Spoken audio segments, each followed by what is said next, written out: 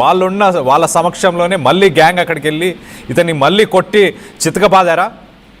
చేసుకెళ్ళాను. మొత్తం మీద వాళ్ళ పోలీసుల సమక్షంలో అతను అక్కడ గాయపడి దాడి జరిగిన వెంటనే అతను దగ్గరున్నటువంటి లాక్కున్న తర్వాత ఆయన పరుగున ఏకంగా అక్కడ డాబా దగ్గరికి వెళ్ళి అక్కడ పోలీసులు ఉన్న సమక్షంలో పోలీసులకి విన్నవించుకుంటున్న పరిస్థితుల్లో కూడా ఏకంగా ఈ ముఠా సభ్యులు మరీ అక్కడికి కూడా వచ్చి పోలీసుల సమక్షంలోనూ మరొకసారి దాడికి పాల్పడుతున్నటువంటి పరిస్థితి.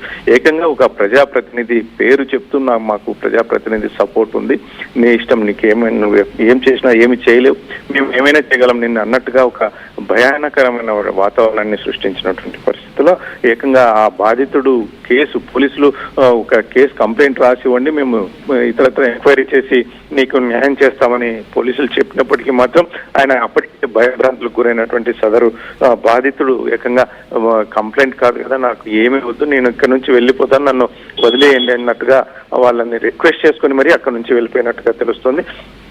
కాబట్టి ఈ కర్నూలు జిల్లా జొన్నగిరికి చెందినటువంటి యువతి మరి ఈ గ్యాంగ్ ఎవరు, గుర్తికి సంబంధించిన వ్యక్తి, వారి సొంత బంధువులా, లేదంటే వీరి మధ్య ఇంకా ఏదైనా బంధుత్వం ఉందా, గతంలో వీటి మధ్య ఏమైనా ట్రాన్సాక్షన్ ఉందా, ఇటువంటివన్నిటిని ఎంక్వైరీ చేయాలి అంటే పూర్తి వివరాలు బయటకు రావాలంటే ఆ సదరు వ్యక్తి కంప్లైంట్ ఇచ్చి ఉంటే మాత్రం ఇటువంటివి పునరావృతం కాకుండా, ఎందుకంటే ఇటువంటి గ్యాంగ్ ఒకవేళ ఇతన్ని ట్రాప్ చేసి అక్కడ నుంచి ఇక్కడికి పిలిపించి అతని నుంచి నగదు కావచ్చు ఇతరత్ర వసూలు చేసినటువంటి నేపథ్యంలో మరొకరికి ఇటువంటివి జరగకుండా మాత్రం కఠిన చర్యలు తీసుకోవాలంటే మాత్రం ఆ సదరు వ్యక్తి కనుక ఒక ఆలోచన చేసి ఒక ముందడుగు వేసి ఉంటే మాత్రం పోలీసులు ఆ తర్వాత జరిగేటువంటి పరిణామాల వల్ల వారిని కత్తి చేసేందుకు అవకాశం ఉండేది. కళ్యాణ్.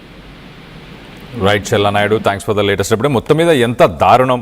ఇన్స్టాగ్రామ్లో హాయ్ హ్యాండ్సమ్, చూడ్డానికి బాగున్నావు, నీ వాయిస్ బాగుంది, లేకపోతే నీ ప్రొఫెషన్ బాగుంది, లేకపోతే మీరు అందంగా ఉన్నారు అంటూ ఎవరైనా ఇన్స్టాగ్రామ్లో మెసేజ్ చేశారనుకోండి, పొరపాటున కూడా ఆ కాంప్లిమెంట్స్కి కాంప్రమైజ్ అవ్వకండి. అయ్యారనుకో ఇలాంటి పరిస్థితులు ఎదుర్కోవాల్సిన అవసరం వస్తుంది. ఫర్ ఎగ్జాంపుల్ ఎవరైనా ఇన్స్టాగ్రామ్లో కానీ ఏ సోషల్ మీడియా ప్రొఫైల్స్లో కానీ లేకపోతే మీ వాట్సాప్లో కావచ్చు మీ నెంబర్ కనుక్కొని ఎక్కడి నుంచైనా మీకు మెసేజ్ చేయొచ్చు. మెసేజ్ చేసి మిమ్మల్ని ట్రాప్ చేయాలని అనుకుంటే మీ దగ్గర డబ్బులు ఉన్నాయి, లేకపోతే మీ దగ్గర వాల్యుయబుల్స్ ఉన్నాయి, మీ మంత్లీ ఇన్కమ్ కానీ ఇలాంటి పర్సనల్ డీటెయిల్స్ కూడా ఎవరితో షేర్ చేయకండి. ఆ డీటెయిల్స్ తెలిసినా కూడా మిమ్మల్ని ప్లాన్ చేసి ఇలా హనీ ట్రాప్లోకి దించే అవకాశం ఉంటుంది.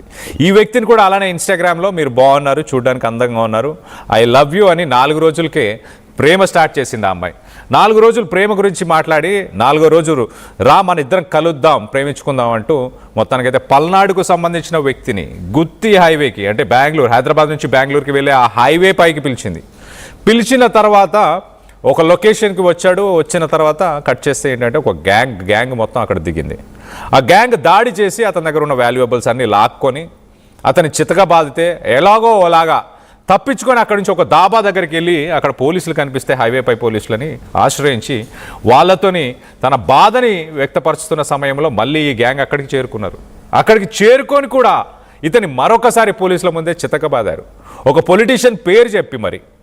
అసలు ఇంత ధైర్యంగా అనంతపురంలో ఈ మధ్య కాలంలోనే హనీ ట్రాప్లు ఎలా జరుగుతున్నాయి, దాని వెనుక పోలీసుల ఇన్వాల్వ్మెంట్. 9 మంది పోలీసులను సస్పెండ్ చేశారంటే అర్థం చేసుకోండి ఎంత పెద్ద ర్యాకెట్ అయి ఉంటుంది. 9 మంది పోలీసులో సిఐలు ఉన్నారు, సర్కిల్ ఇన్స్పెక్టర్లు ఉన్నారు, సబ్ ఇన్స్పెక్టర్స్ ఉన్నారు, హెడ్ కానిస్టేబుల్స్ ఉన్నారు, కానిస్టేబుల్స్ ఉన్నారు.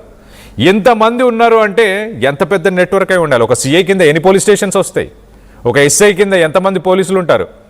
వీళ్ళందరూ కలిసి ఇలాంటి ట్రాపులు చేస్తే మరి ఈ పొలిటీషియన్కి సంబంధించిన గ్యాంగులు ముఠాలు ఇలాంటి పనులు చేయకపోతే ఇంకేం చేస్తారు? నిలువు దోపిడీ చేస్తున్నారు, పట్టపగలు ప్రజలని నిలువు దోపిడీ చేస్తున్నారు. సో పొరపాటున కూడా మిమ్మల్ని అర్ధరాత్రి పూట ఒక అమ్మాయి లిఫ్ట్ అడిగిందనో మీ కారునో బైక్నో ఆపడమో, ఆమె ఇంటికాడ దింపమంటే వాళ్ళ ఇంటి దగ్గర దింపడానికి వెళ్ళడమో ఇలాంటి పనులు చేయకండి. నిర్మానుష్యమైన ప్రాంతాలకి తీసుకెళ్తుంది, మిమ్మల్ని అక్కడ మొత్తం నిలువు దోపిడీ చేస్తారు.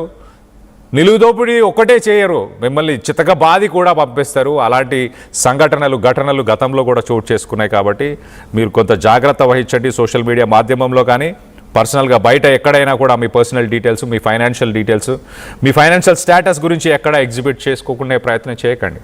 అనంతపురం ప్రస్తుతానికి కేర్ ఆఫ్ హనీ ట్రాప్స్గా మారిపోయింది.